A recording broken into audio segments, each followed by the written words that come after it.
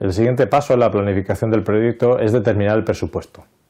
Hemos llegado al punto en el que ya conocemos los costes de cada una de las actividades, incluso el coste total del proyecto, pero debemos determinar el presupuesto.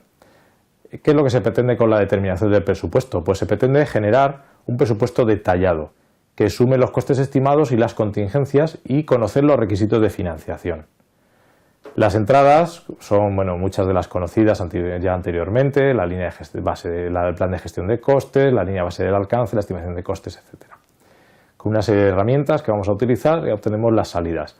La salida que nos da este proceso es la salida de la línea base de costo, que consiste en colocar los costes que ya conocemos de las actividades y colocarlos sobre una línea de tiempo, sobre un calendario. Al representarlo en un calendario seremos capaces de conocer los requisitos de financiación del proyecto. En el gráfico anterior o del paso anterior, del proceso anterior, habíamos tratado todo el tema de coste del proyecto y habíamos llegado a sumar desde abajo hasta arriba a llegar a la reserva de contingencias y sumarla a la de proyecto, de tal manera que podíamos conocer el coste del proyecto. Ahora mismo vamos a generar con esos dos valores sumados la línea base de coste y le vamos a sumar también lo que se denomina la reserva de gestión para obtener finalmente el presupuesto de proyecto. Esta es la diferencia entre los costes y el presupuesto. Y aparte de eso también existe otra diferencia, que es la calendarización de estos costes, ¿no? El asignarle fechas. Los tipos de reserva de los que hemos hablado hasta ahora son las reservas para contingencias y las de gestión. Las de contingencias, como hemos mencionado anteriormente, son dedicadas a dar salida o a poder cubrir los eventos que creemos que pueden ocurrir, pero su ocurrencia es incierta. Son los llamados las incógnitas conocidas.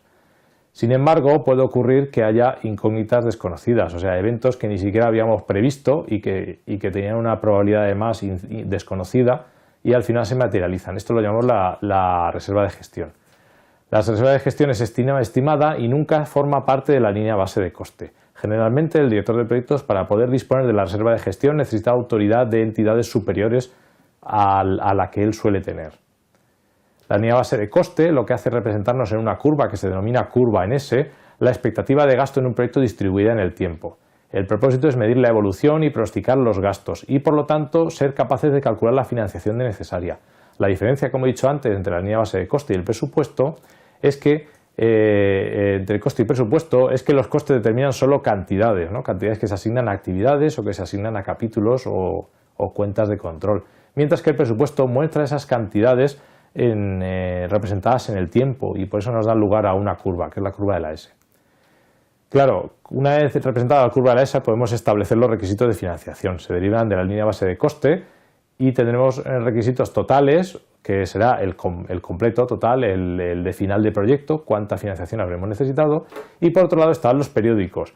¿Esto por qué se producen los periódicos? Obtener la financiación siempre tiene un coste. Entonces lo normal es que no obtengamos o no queramos solicitar toda la financiación del proyecto al principio del mismo para luego ir haciendo el gasto, sino que normalmente iremos solicitando cantidades que llegarán escalonadamente al proyecto.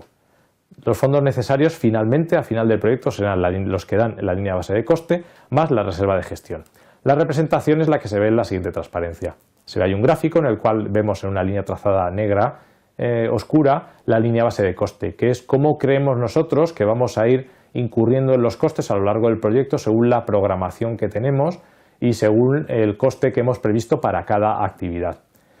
Para poder cubrir los costes en los que necesitamos incurrir, necesitamos una financiación. Como he dicho antes, la financiación llegará escalonadamente. ¿Para qué? Para no incurrir en los gastos excesivos de financiación. La financiación se iniciará y cuando el coste llegue a igualar la financiación, se pedirá un segundo paquete o una segunda aportación y sucesivamente varias aportaciones hasta completar al final del proyecto completar el proyecto y incurrir en todo el coste. Bien, como hemos guardado una reserva que llamamos la reserva de gestión, al final del proyecto, como podéis ver, hay una cantidad financiera superior al coste de proyecto. Por supuesto, según cómo sea la ejecución y si realmente hace falta utilizar la reserva de gestión o no, esta cantidad extra que se ha financiado será necesaria o no será necesario utilizarlo. Aquí hemos puesto un ejemplo, que es el flujo de caja, que va corriendo a lo largo del gráfico. La diferencia entre la financiación máxima y el extremo de la línea base de coste es lo que se llama la reserva de gestión de la que hemos hablado.